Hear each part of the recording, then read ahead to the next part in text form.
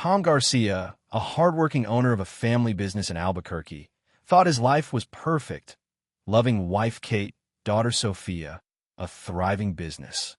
But one night, he saw a message on her phone that shattered his world.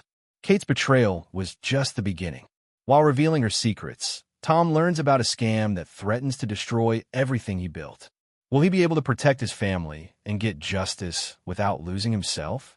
Tom Garcia's boots crunched on the gravel outside a half-built duplex in Albuquerque's North Valley. The October sun beat down, warm enough to make him sweat through his Garcia plumbing work shirt. He tightened a copper fitting on a water line, the wrench steady in his calloused hands. His phone buzzed in his pocket, probably Sophia, his 8-year-old, texting about her latest drawing. She'd been sending him doodles all week, little sketches of their family under desert stars. He smiled, picturing her gap-toothed grin, and finished the job. Back in his truck, Tom checked his phone. Not Sophia. A text from Kate, his wife of 10 years. Client meeting tonight. Home late. Love you. He frowned. Kate had been swamped lately, managing the books for Garcia, plumbing while juggling her marketing gig downtown. Her late nights were piling up, each excuse tied to a big retail account she swore would change everything. Tom trusted her. Always had. But something about this message felt off, like a pipe joint that wouldn't seal right. He shook it off and drove to the next job, a leaky valve in a Sandia Heights condo. By 7 p.m., he was done, the client's handshake firm and grateful. Kate's office wasn't far, just a quick detour through the neon-lit streets of downtown Albuquerque.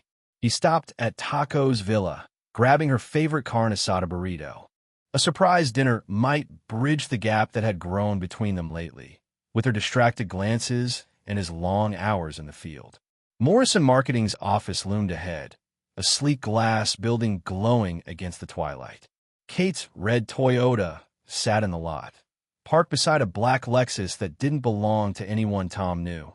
He crossed the street, burrito bag in hand, and scanned the building. Most windows were dark, but the second-floor conference room flickered with light. Through the glass, he saw Kate's silhouette, her dark hair pulled back, her posture confident. Then a man stepped close, too close, his hand brushing her arm. Tom froze.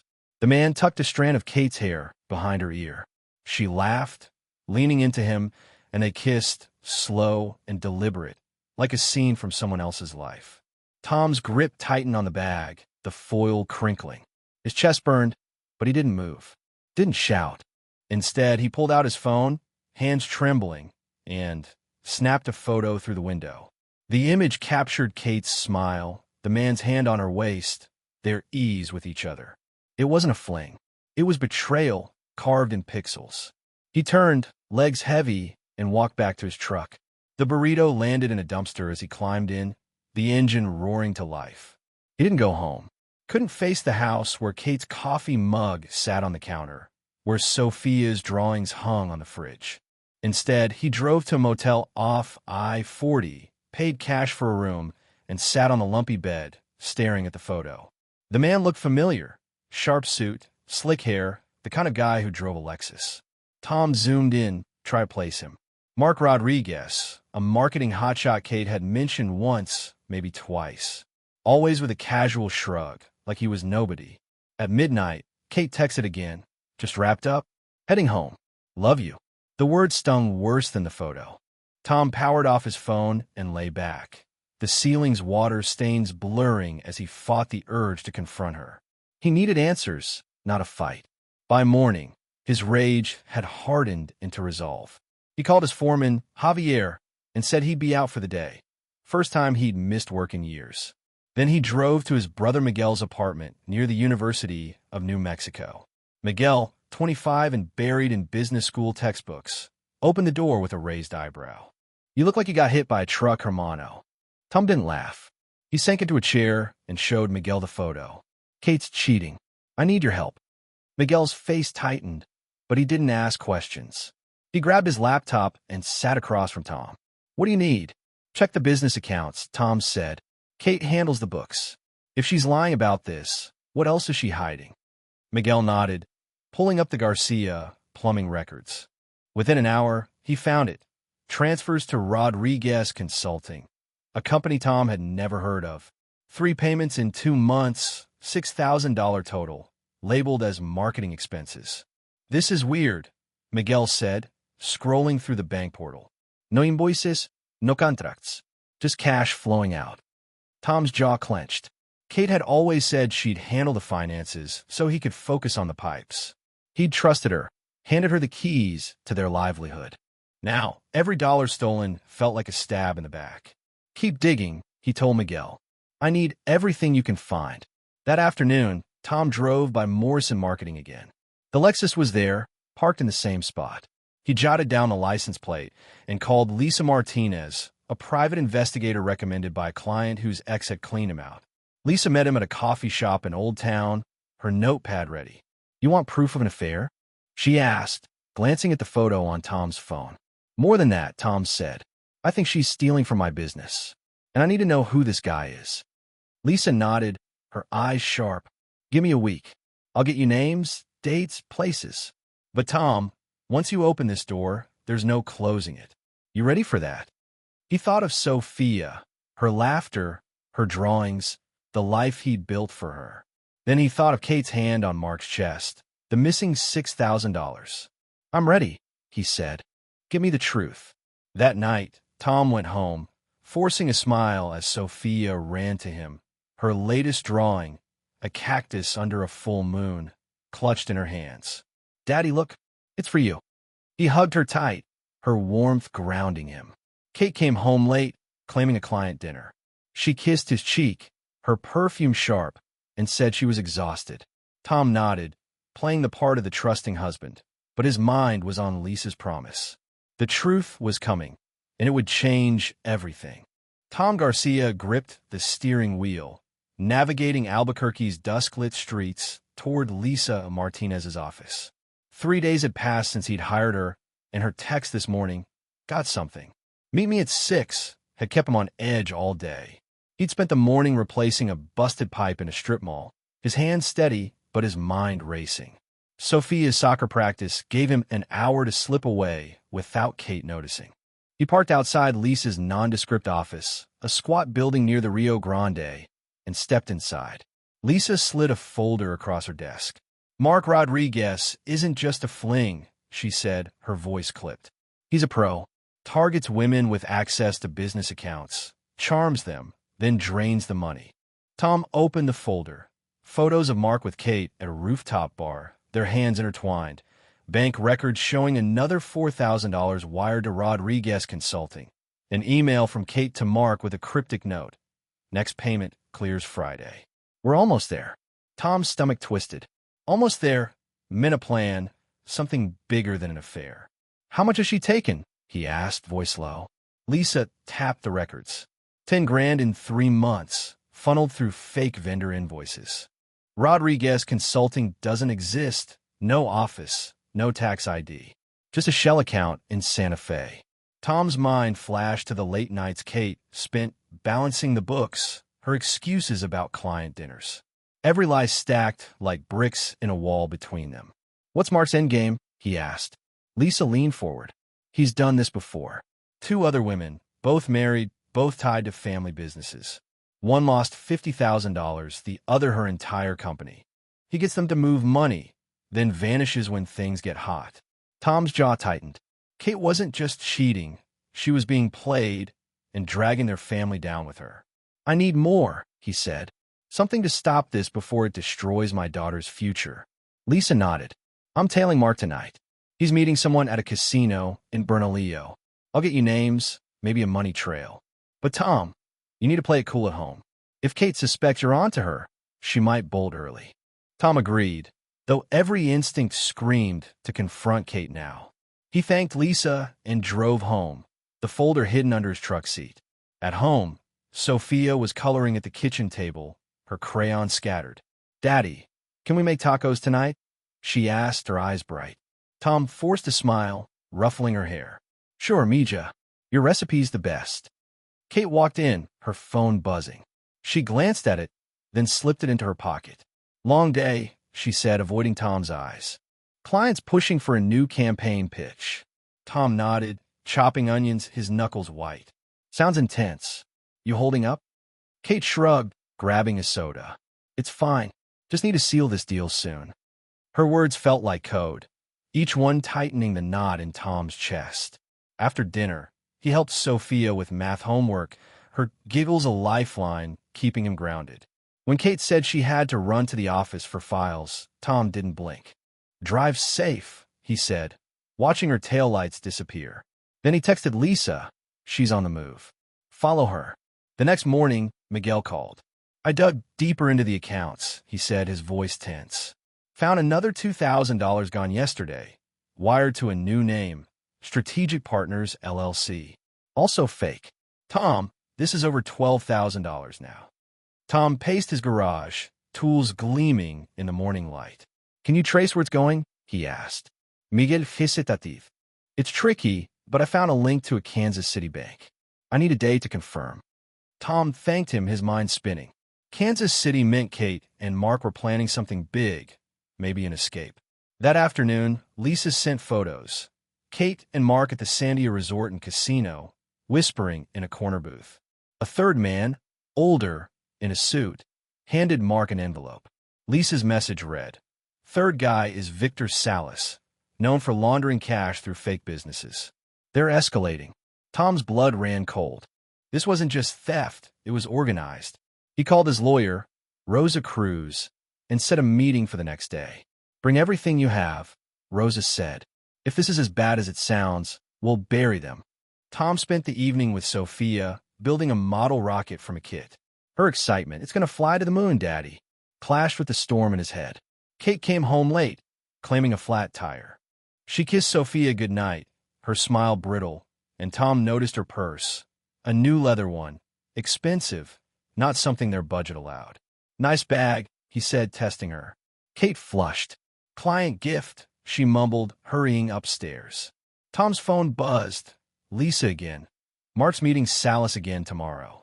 I'll get audio. The next day, Tom met Rosa at her office, a no-nonsense space downtown.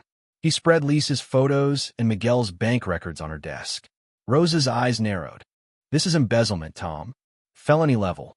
With the affair as leverage, we can force a settlement, protect your business and Sophia's custody. But you need airtight proof. Tom nodded. Lisa's getting more tonight. What do I do about Kate? Rosa tapped her pen. Act normal. Don't tip her off. If she runs with Mark, you lose everything. That night, Tom cooked dinner, joking with Sophia about her rocket's mission to Mars. Kate was quiet, checking her phone constantly. When Sophia asked, Mommy, why don't you laugh with us anymore? Kate froze, then forced a chuckle. Just tired, sweetie. Tom's heart sank, but he kept his face neutral. After Sophia went to bed, he sat in his truck, reading Lisa's latest update, audio captured. Mark's pushing Kate to transfer $20,000 by Friday. They're planning to leave next week. Tom gripped his phone, the betrayal now a ticking clock. He texted Lisa, Give me everything. I'm ending this. Tom Garcia sat in his truck outside Garcia Plumbing's warehouse in Albuquerque, the engine off, the night air heavy with the scent of desert dust. Lisa Martinez's latest report burned a hole in his passenger seat. Audio files, more photos, and a bank statement showing another $5,000 siphoned to Strategic Partners, LLC. The total stolen now hit $17,000, and Mark Rodriguez was pushing Kate to pull off a final $20,000 heist by Friday. Tom's hands shook as he listened to the audio through earbuds. Mark's smooth voice coaxing Kate. One last transfer, babe, then we're free. New life, just us. Kate's hesitant reply. What about Sophia? Mark's dismissive laugh. She'll be fine with Tom. Tom's vision blurred with rage, but he forced himself to stay calm. Sophia was at a sleepover, safe for now. He had one shot to end this without losing everything. He drove to Rosa Cruz's office, the city lights streaking past like warning signals. Rosa was waiting, her desk stacked with legal pads. This audio is gold, she said, reviewing Lisa's evidence. Mark's directing the theft, and Kate's complicit. We've got enough for criminal charges, but we can leverage this for a clean divorce. Full custody of Sophia, business intact. Tom nodded. I want this done quietly. Sophia can't know her mom's a thief. Rosa outlined the plan. Confront Kate with the evidence, offer a deal, surrender her stake in Garcia Plumbing, and accept limited visitation with Sophia, or face felony charges. She'll take the deal, Rosa said. Cheaters hate prison. Tom agreed, but his gut churned. Confronting Kate meant shattering the illusion of their family, even if it was already broken. He left Rosa's office and called Lisa. Anything new on Mark? Lisa's voice was grim. He's meeting Victor Salas again tonight at a bar in Nob Hill. I'm setting up surveillance. You want in? Tom hesitated, then declined. Give me the footage. I'll handle Kate. At home, Tom waited, the house silent without Sophia's chatter. He spread Lisa's evidence on the kitchen table. Photos of Kate and Mark at the casino, bank records, the audio transcript. Each piece was a nail in the coffin of their marriage. Kate walked in at 10:30 p.m., her keys jangling. Late meeting again, she said, setting her purse down. Tom caught a glimpse of her phone screen. A text from Mark, Fridays ago. Pack light. He stood, blocking her path to the stairs. We need to talk. Kate's eyes flicked to the table, then back to him. What's this, Tom? Her voice wavered, but she held his gaze. He slid a photo across the table. Her and Mark kissing outside the Sandia resort. Explain this. Her face paled, and she sank into a chair. It's not what it looks like, she started, but Tom cut her off, tossing the bank statements next. And the $17,000 you stole from our business? Is that not what it looks like either?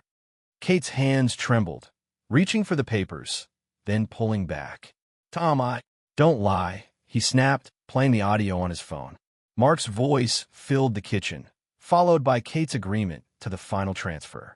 She covered her mouth, tears welling. He said he loved me, she whispered. Said we'd start over, just the two of us. Tom's voice was steel. Mark Rodriguez is a con artist. You're not his first mark, Kate.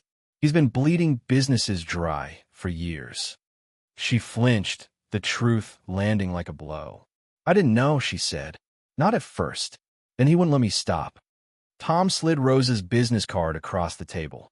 Call my lawyer Monday. You give up the business, agree to supervised visits with Sophia, and I won't press charges. Refuse, and you're looking at jail. Kate sobbed, head in her hands, but Tom felt no pity. She'd chosen Mark over their daughter, their life. I'm staying at Miguel's tonight, he said, grabbing his keys. Figure out what you're going to tell Sophia, because I won't lie for you. He drove to Miguel's, the confrontation replaying in his mind. Miguel was up, analyzing more bank records. Found another account, he said, showing Tom a laptop screen. They've got $25,000 stashed in Kansas City, joint name, Kate and Mark. Looks like they're planning to skip town. Tom's resolve hardened. Send everything to Rosa. We're locking this down. Miguel Hicitatif. You okay, Hermano? This is heavy. Tom forced a nod. Sophia's all that matters now. The next morning, Lisa sent a video. Mark and Victor Salas in a dimly lit bar, exchanging a flash drive. Her message read, Salas is funneling the money offshore. Mark's telling him you're clueless. They're moving fast. Tom forwarded the video to Rosa, who called immediately. This ties Mark to organized fraud, she said. If we get this to the DA, he's done. But Kate's your call, deal or charges. Tom thought of Sophia's question about why Kate seemed sad. He wanted justice, not revenge. Push the deal, he said. But if Mark comes near my family again, I want him buried.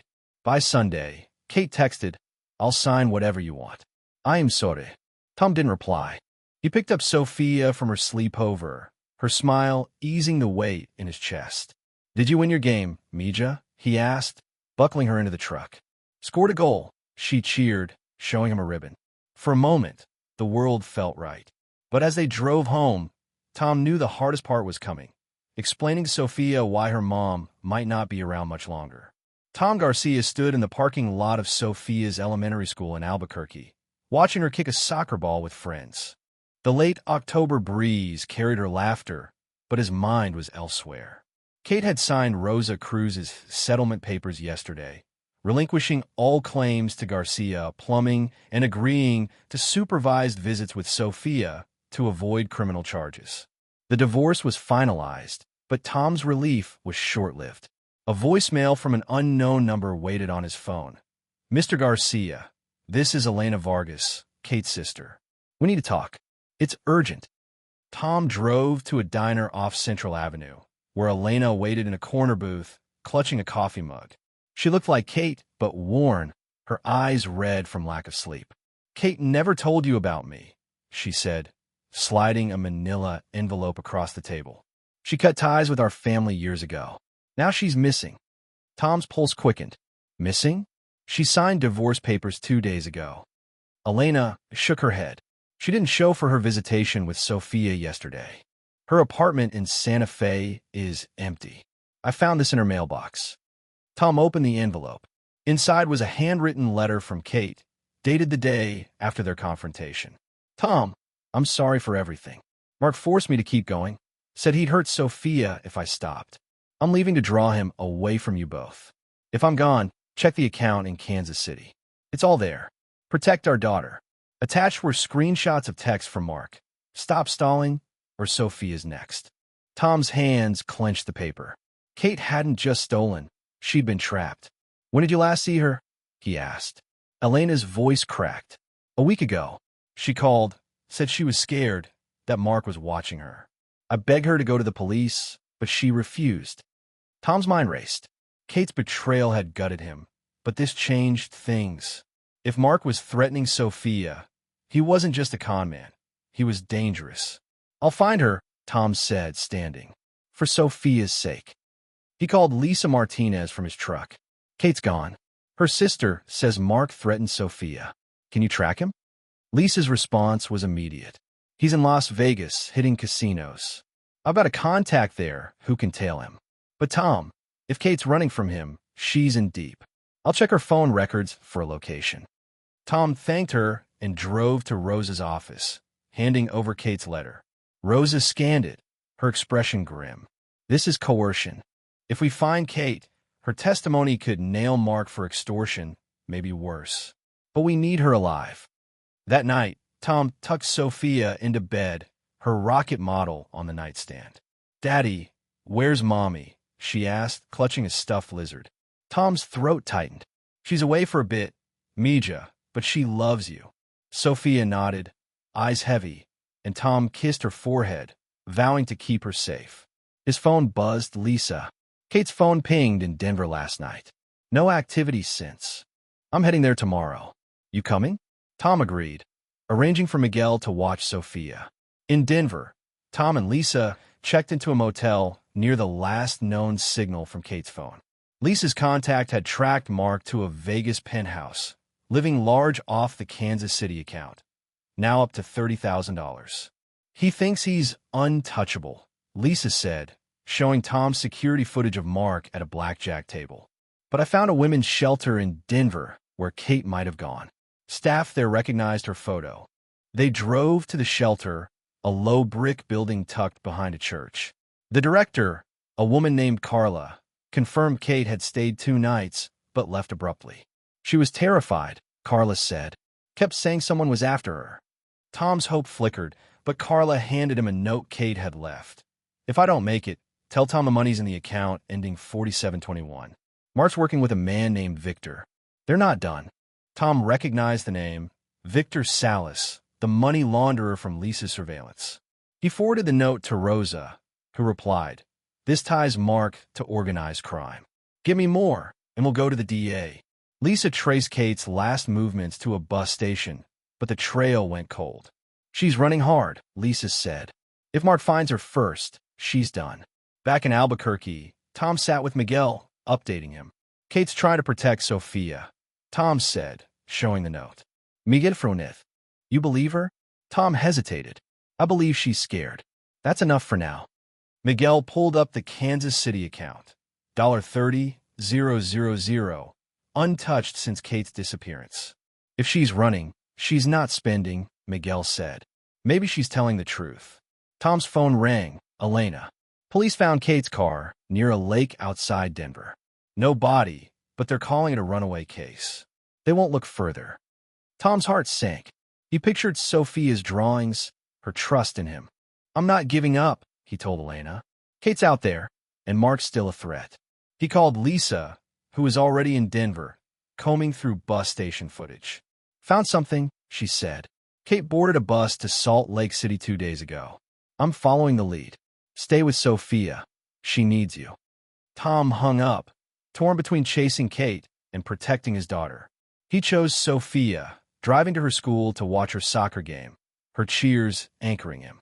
But as the sun set over the Sandia Mountains, he knew the fight was far from over. Tom Garcia stood outside Sophia's school in Albuquerque, the November sun casting long shadows across the soccer field. His phone buzzed with a message from Lisa Martinez. Kate's alive. Found her in Salt Lake City. Meet me at the airport. Relief washed over him, but tension lingered. Mark Rodriguez was still out there, a threat to his daughter. Tom arranged for Sophia to stay with Miguel and drove to the airport, where Lisa waited with Kate, who sat hunched in a terminal chair, clutching a worn backpack. Her eyes met Tom's, filled with guilt and fear. I didn't want to hurt Sophia, she whispered. Mark said he'd find her if I didn't cooperate. Tom kept his distance, his voice steady. Tell me everything. Kate explained. After the divorce, Mark had escalated his threats, demanding she transfer more money or he'd target Sophia. She'd fled to protect their daughter, hiding in shelters while trying to gather evidence against him. I kept records, she said, pulling a USB drive from her bag. Bank transfers, his calls to Victor Salas, everything.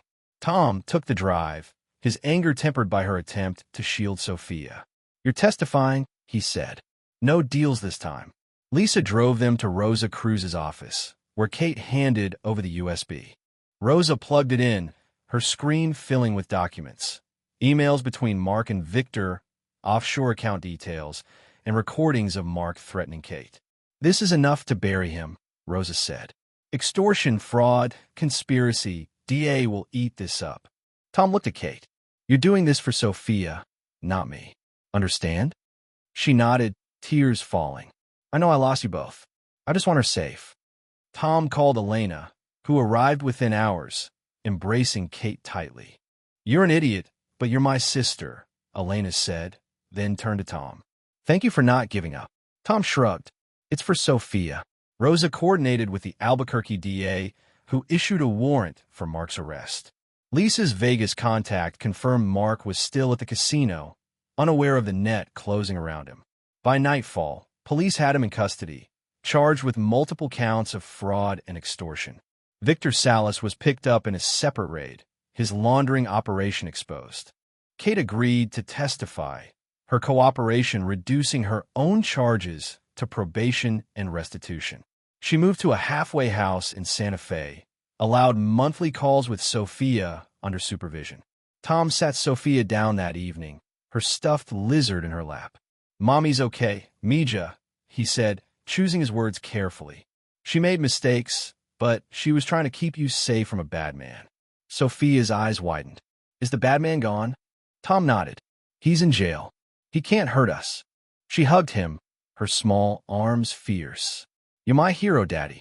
Weeks later, Mark's trial dominated local news. Kate's testimony, backed by the USB evidence and Lisa's surveillance, painted him as a predator who'd exploited 3 other women before Kate. He was sentenced to 15 years without parole, his charm useless in a courtroom.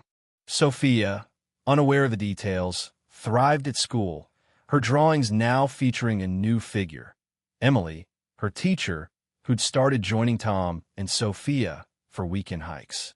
Emily's patience with Sophia's questions and her knack for making pancakes won them both over. Garcia plumbing boomed, with Miguel securing a contract for a new hospital in downtown Albuquerque. Tom promoted him to partner, renaming the business Garcia and Son Plumbing. Dad would be proud, Miguel said, signing the new license. Tom agreed, feeling his father's legacy in every job they completed. Elena visited often, bringing Sophia books about desert animals, forging a bond that gave Sophia a link to her mother's family without the weight of Kate's choices. One evening, Tom and Sophia planted marigolds in their backyard, Emily kneeling beside them. Sophia sprinkled soil, her laughter bright. Daddy, do you think Mommy sees us? She asked, glancing at the stars. Tom paused, the question heavy. I think she's glad you're happy, Mija. Emily squeezed his hand, her warmth a quiet promise of new beginnings. Sophia grinned, placing a marigold in the dirt. I drew her in my picture, as an angel watching us. As the sun dipped below the Sandia Mountains, Tom watched his daughter and Emily, the garden blooming around them. Mark was gone, Kate was rebuilding her life, and Sophia was safe. The business his father started had grown stronger, and Tom had found a partner in Emily who shared his values. He'd faced betrayal, fought for justice, and emerged whole, not through vengeance but through protecting what mattered most.